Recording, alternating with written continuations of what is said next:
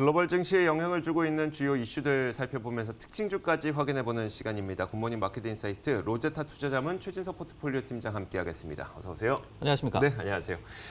미국의 제조업 지표가 계속 위축 국면에서 벗어나지 못하고 있다는 점이 시장에 부담이 된 것 같습니다. 시장 판단부터 내려볼까요? 네, 그러면서 이제 초반부터 증시가 좀 하락세를 기록을 했고 네. 이후에 이 별다르게 낙폭을 축소하는 움직임 없이 지금 계속해서 좀 하락장이 펼쳐지고 있는데 무엇보다도 이제 11월에 ISM 제조업 지수가 48.1로 나왔죠. 그러면서 4개월째 위축세인데 특히 이제 전달에 48.3에 비해서 49.2로 반등이 예상이 됐었습니다. 그러다 보니까 이제 실망감이 더욱더 많이 출현을 했고요.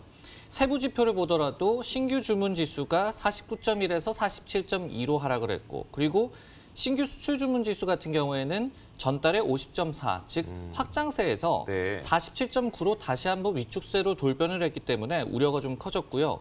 이외에도 고용 지수가 또 47.7에서 46.6으로 하락하는 등 추가적으로 하락한 이 세부 지표가 상당히 좀 많았습니다. 그리고 이제 이번에 신규 수출 지수가 다시 이 위축이 됐듯이 4개월 연속으로 10개 세부 지표 중에 9개가 좀 번갈아 가면서 위축 국면을 나타내고 네네. 있기 때문에 우려가 커졌습니다. 알겠습니다. 자, 이번 주에 경제 지표가 상당히 여러 발표 예정인 걸로 알고 있는데 출발이 좀 좋지는 못합니다. 어쨌든 뭐 이번 네. 주에는 어떤 지표들이 예정돼 있을까요? 사실은 ISM 제조업 지수가 예상대로 좀 반등을 하면서 네. 최근에 이제 3분기 성장률 지표가 상향 조정되지 않았습니까? 네, 네. 이런 좀 좋은 펀더멘털 그리고 거시경제 분위기를 이어갈 것으로 기대가 됐는데 일단 스타트는 좀 좋지가 않았습니다. 근데 이제 말씀해 주셨듯이 이제 이번 주에 경제 지표 발표가 꽤 많이 예정이 돼 있거든요. 일정을 한번 보시면요.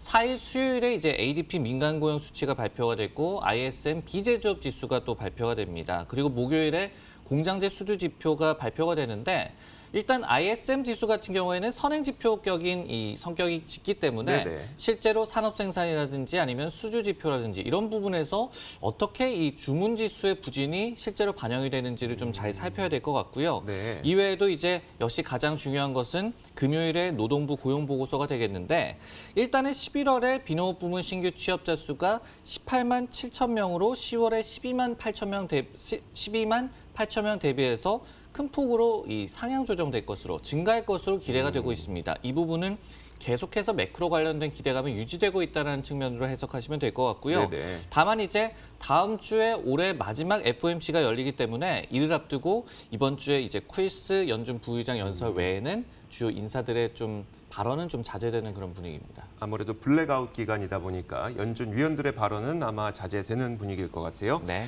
12월 그 첫 거래일이기도 했는데 연말 랠리가 타격받는 것 아닌가라는 불안감이 들거든요. 어떨까요? 일단 스타트가 매크로 측면에서도 그렇고 증시 측면에서도 그렇고 그다지 좋지가 않습니다. 그러니까요. 비스포크 인베스트먼트라는 기관에 따르면은 2008년 이후에 S&P 500 지수가 12월 첫 거래일에 0.7% 이상 하락한 적이 없었다고 합니다. 근데 오늘 그 기록이 지금 좀 깨지게 생겼죠. 네, 네. 다만 이제 연말 랠리 기대감은 여전히 유지되고 있다는 측면이 전문가들 사이에서 많이 제기가 되고 있는데 한 해 마지막 5거래일과 그리고 이듬해 첫 2거래일을 저희가 통상적으로 산타랠리 기간이라고 얘기를 하죠. 네네. 근데 이제 1950년 이후에 이 기간 동안 S&P 500 지수가 1.3% 평균적으로 상승을 해서 그 외에 7일 구간의 평균치인 0.2% 수익률을 큰 폭으로 상회를 하고 있고 그리고 LPL 파이낸셜이라는 기관에 따르면은 11월까지 20% 이상 상승한 해 그리고 최근에 8차례 중에 7차례에서 12월 상승장이 지속됐다고 하기 때문에 네. 여전히 상승에 대한 기대감, 연말 랠리에 대한 기대감은 좀 살아있다고 볼 수가 있겠습니다. 하지만 그림을 한번 보시면요. 결국은 다소 불안감이 오늘 좀 엄습을 한 데는 최근에 좀 많이 올랐다는 그런 부담감. 여기에 또 내년 증시에 대한 전망이 지금까지는 상당히 좀 엇갈리고 있기 때문으로 좀 해석이 되는데요. 네네. 지금 이제 내년에 S&P 500 지수 목표 주가를 제시한 IB들의 이 수치가 상당히 좀 엇갈림을 할 수가 있습니다. BMO라든지 골드만삭스 같은 경우에는 한 3,400까지도 지금 제시를 하고 있는 네. 반면에 스티펠 3,100 그리고 모건 스탠리와 UBS는 3,000으로 제시를 하고 있기 때문에 그 갭이 상당히 좀 크거든요. 그러네요. 이런 부분들이 일단은 이 좀 악재가 나왔을 때 낙폭이 커지는 그런 요인으로 작용한 것 같습니다. 거의 뭐 최상단과 최하단의 격차가 13%가 넘게 나니까요. 네. 그러다 보니까 시장에서도 더 올라갈 거야 아니면 여기서 좀 꺾일 거야에 대한 그 불안감이 확실히 있는 것 같습니다. 맞습니다. 네, 알겠습니다. 자, 그 무역 불확실성이 다시 한번 불거진 점도 시장에 부담이 됐을 텐데 이 내용도 한번 짚어주세요. 네, 트럼프 대통령이 이번에는 브라질과 아르헨티나 철강과 알루미늄에 대한 이 즉각적 관세 부과를 재개하겠다고 네네. 발표를 했죠. 그러면서 이제 글로벌 무역 긴장감이 재고조됐고 이것이 이제 또 두 번째 악재였는데 지난해 3월에 이제 국가 안보 위협을 이유로 철강의 25%, 알루미늄의 10%의 관세 부과하는 행정명령에 트럼프가 서명을 했었습니다. 네. 근데 이제 8월 말에 우리나라를 포함을 해가지고 아르헨티나, 브라질 등에는 선별적인 관세 면제를 해줬죠. 근데 이게 1년 3개월 만에 부활한 셈이 되겠는데 이 월가에서는 본격적인 이제 대선 가도를 앞두고 네. 좀 농심을 공략하려는 또 좀 활동 반경을 넓히려는 그런 의도로 해석을 하고 있습니다. 알겠습니다. 그 만약에 이제 새로운 이런 분쟁, 새로운 관세 분쟁이 발생을 한다고 하더라도 만약에 미국과 중국 간의 무역 협상이 진전만 됐더라면 이 정도는 아니었을 것 같은데 미중 무역 협상도 진전보다는 여전히 줄다리기가 이어지고 있다 보니까 시장에 또 부담이 됐네요. 맞습니다. 이제 트럼프가 홍콩 인권법에 서명한 이후로 네. 또 어떻게 본다면 분위기가 좀 반전됐다고도 볼 수가 있겠죠. 네. 나오는 재료들 아니면 뉴스 플로우가 다소 좀 부정적으로 나오고 있는데 오히려 이 무역 협상 관련해서도 미중 관련해서도 좀 악재였다라고 보여지죠. 주말간에 중국이 1단계 무역 합의에 관세 철폐가 어쨌든 간에 들어가야 된다고 재강조를 했고요. 그리고 이제 윌버로스 미국 상무장관 같은 경우에도 12월 중순 이전에 딜이 없다면은 대통령의 15일 관세 인상 의지가 확고하다라고 얘기를 했습니다. 일각에서는 1단계 무역 합의가 좀 늦어지더라도 12월 15일 관세 같은 경우에는 유예될 것으로 예상을 많이 했었는데 이 같은 기대감을 좀 꺾게 만드는 그런 발언이었고요. 앞서서 이제 영국의 싱크탱크인 캐피털 이코노믹스에서도 시장이 최근에 무역 뉴스를 너무 좀 긍정적으로 해석을 한다라고 지적을 했고요. 특히 이제 무역 지표 같은 경우에 저희가 무역 지표가 좀 개선이 된다라고 본다면은 무역 전쟁의 여파가 그다지 크지 않구나 이렇게 네. 또 해석하는 경향이 있지 않습니까? 근데 이 싱크탱크에서는 전년의 무역 이 수치가 너무나도 안 좋았기 때문에 기저 효과가 있을 뿐 이런 지표에 대해서도 좀 과도한 긍정적인 해석 이런 때는 좀 경계 섞인 그런 시선을 남겼습니다. 네, 알겠습니다. 저희가 이야기를 나누는 와중에 그 미국 증시의 낙폭이 좀 확대가 되고 있네요. 다우 지수의 경우에는 0.85%까지 낙폭이 좀 커졌고요. 나스닥이 1% 넘게 다시 한번 낙폭을 키우고 있는 모습입니다. S&P 500도 마찬가지로 0.7%로 낙폭이 확대되고 있고요. 앞서 말씀해 주셨던 것처럼 2008년 이후에 S&P 500이 12월 첫 거래일에 0.7% 이상 떨어진 적이 없다고 하는데 만약에 이 정도 속도대로 간다면은 아마 이 기록은 좀 깨진 채 마감이 될 수도. 10년 만에 이 첫 기록이 될 것 같습니다. 네, 알겠습니다. 지표 얘기가 나왔으니까 말인데요. 미국 지표는 별로 좋지 못했지만 어제 발표됐던 중국 지표는 또 괜찮았잖아요. 다소 좀 아이러니한 그런 네. 얘기가 되겠는데 어제 중국의 제조업 지표가 일제히 좀 좋았죠. 그러면서 사실은 오늘 미국 증시의 초반 상승을 좀 기대케 하는 요소로 좀 꼽혔었습니다. 네. 이 차이신에서 이 집계를 하는 중국의 제조업 PMI 추이를 그래프로 한번 보시면요. 최근에 이 조금씩 반등하는 추세가 나타나고 있고 그리고 이번에 수치가 51.8로 나오면서 예상치였던 51.5를 이제 상회를 했습니다. 그러면서 넉 달 연속 경기 확장세를 유지를 했고 그리고 2017년 이후에 최고치를 기록을 했습니다. 여기에 이제 국가통계국에서 발표를 하는 즉 중국 국영 기업들을 대상으로 하는 PMI 역시도 7개월 만에 50을 상회를 했죠. 그러다 보니까 월스트리트저널에서는 중국에서 이제 제조업 지표가 개선되고 있기 때문에 네. 미국이 어떻게 본다면은 중국 너네 경제가 지금 좋지 않아지고 있지 않느냐. 그렇기 때문에 빨리 딜을 해야 된다라고 얘기를 좀 하고 있지 않습니까? 그렇죠. 압박을 하고 있지 않습니까? 네. 이런 측면에서 본다면은 중국의 제조업 지표 개선은 미국의 무역 협상의 어떤 명분을 좀 축소시키는 요인이다. 레버리지를 축소시키는 요인이다라고 네네. 또 해석을 하기도 했습니다. 알겠습니다. 자, 이렇게 엇갈린 지표가 미중 무역 협상에 또 어떤 식으로 작용하게 될지도 계속 지켜보도록 하겠습니다. 자, 종목 한 가지 보도록 할 텐데 빵주식이라고 우리가 흔히 부르는 걸 요즘에 그렇게 부르진 않는 것 같아요.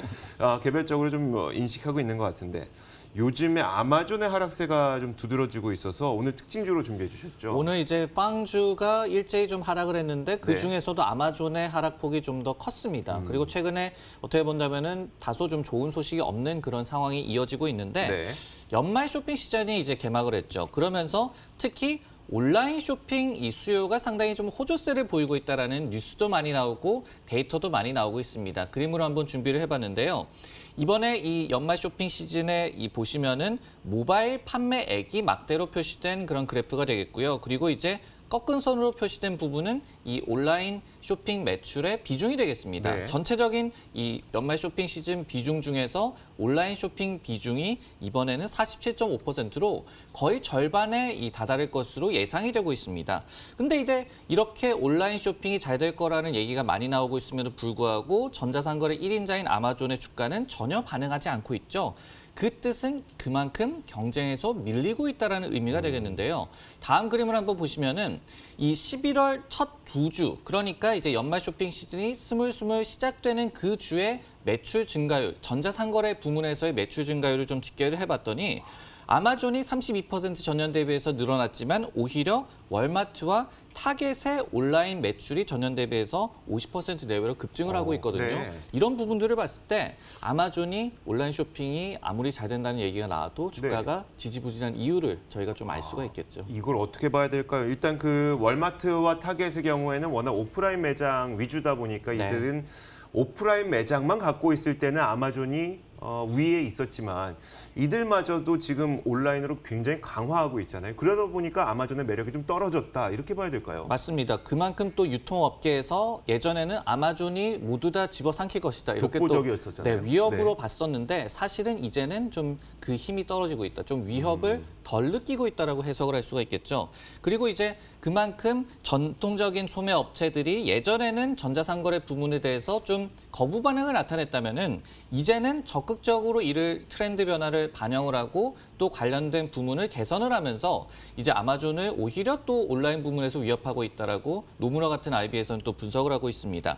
그리고 이제 월마트나 타겟 같은 경우에는 자신만의 장점도 뚜렷하죠. 일단은 오프라인 매장이 어떻게 본다면 빵빵하기 때문에 그만큼 좀 물류도 많고 또 이 선택권도 소비자들에게 많이 좀 제시를 할 수가 있고 여기에 또 어떤 픽업 서비스라든지 아니면은 또 자신들의 온라인 웹사이트를 개선을 하면서 아마존에 결코 밀리지 않는 그런 네. 모양새를 나타내고 있습니다.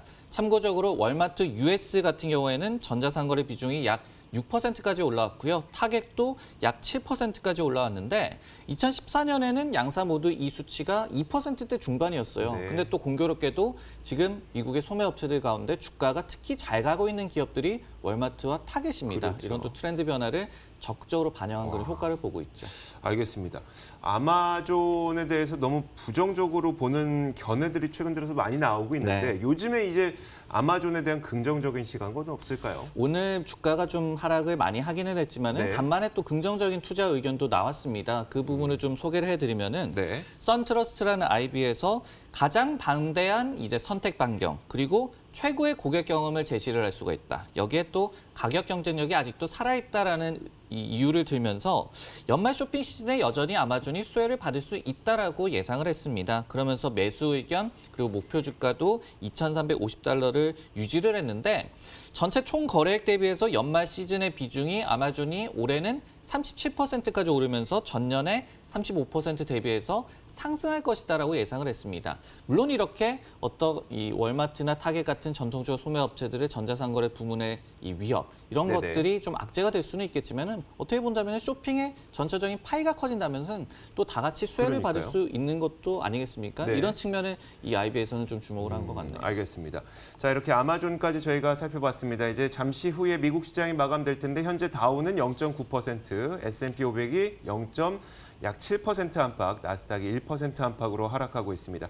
다우지수 가운데는 낙폭이 가장 큰 게 이제 보잉이 2.9% 정도 하락하면서 다우지수의 낙폭을 끌어내리고 있습니다. 자, 이제 미국 시장이 마감될 예정입니다. 미국 시장 마감 종가 확인하고 돌아오도록 하겠습니다.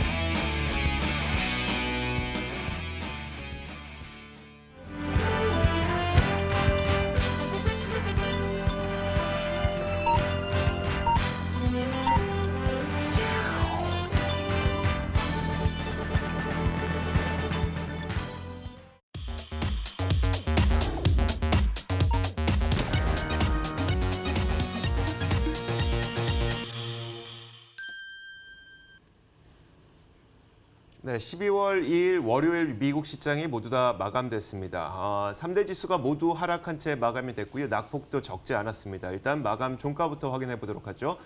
자, 먼저 다우존스 산업지수 살펴보겠습니다. 거의 1% 가까이 내렸습니다. 261포인트 하락했네요. 27,789.39포인트의 장을 마쳤고요. 이어서 나스닥 지수 살펴보도록 하겠습니다. 나스닥 지수는 8,567.99포인트에 마감이 됐습니다. 97.48포인트가 내린 채 마감이 됐습니다. 거의 장중 저점 부근까지 내려온 채 마감이 됐고 S&P 500 지수 살펴보도록 하겠습니다. 자, 0.85%가 하락한 채 마감이 됐습니다. 3,114.25포인트에 마감을 해서 마찬가지로 장중 저점 부근까지 내려온 채 장 막판에 낙폭을 좀 키우고 마감이 됐습니다. 자, 장 막판에 좀 이게 고개를 들어 올리나 싶었는데 결국은 다시 또 낙폭을 확대한 채 마감이 됐네요. 네, 사실 뭐 좋은 소식이 없었죠. 네. 어떻게 본다면 무역 측면에서도 오히려 좀 악재가 새롭게 또 나온 측면도 있었고, 그리고 지표가 또 부진했기 때문에 네. 두 가지 악재 때문에 어떤 상승 이 반전 동력을 좀 확보하지 못하고 결국은 끝이 났다라고 보여지고, 업종별 흐름을 보더라도 뭐 한 에너지라든지 아니면은 필수재 업종 정도만이 보합권에서 좀 움직였을 뿐 나머지 업종은 좀 일제히 내렸기 때문에 네네. 오늘 전형적인 좀 하락장이 나왔습니다. 알겠습니다. 자, 그러면 저희가 업종 지도를 펴놓고 한번 살펴보도록 하겠습니다. 딱 지도를 펴자마자 들 수밖에 없는 느낌이 빨갛죠. 온통 새빨갛다. 네. 미국 시장은 이제 빨간색을 하락으로 표시를 하니까요. 온통 새빨갛다는 느낌밖에 안 드는데, 자, 업종별, 종목별로 한번 분석을 해주시면요. 네, 말씀을 해주셨죠. 보잉이 다우지수 가운데서도 낙폭이 커졌다고 말씀을 네. 해주셨는데 네. 지금 보시듯이 보잉이 이 상대적으로 낙폭이 컸습니다. 지난주인가요? 이제 이 미 연방항공청에서 이 737 맥스 항공기 지금 운항 재개와 관련된 검토를 마치지 못했다라고 얘기를 하면서 어떻게 본다면 보잉에 관련해서도 또 분위기가 나쁜 쪽으로 좀 반전된 모습이 진행이 되고 있고요. 네. 그리고 이제 그 중에서도 낙폭이 좀 컸던 종목들을 살펴본다면은 여기 보시면 어도비가 2% 이상 하락을 했고, 그리고 엔비디아도 3% 이상 좀 하락을 했습니다. 좀 공통점을 보시면요, 역시 좀 시장의 변동성에 민감하게 움직이는 IT 업종이라는 공통점도 있지만은 최근에 주가가 좀 많이 올랐다라는 공통점도 있죠. 하락장이 나오자 역시 이런 종목들이 가장 먼저 차익 실현의 희생양이 되는 그런 모습이 나왔고요.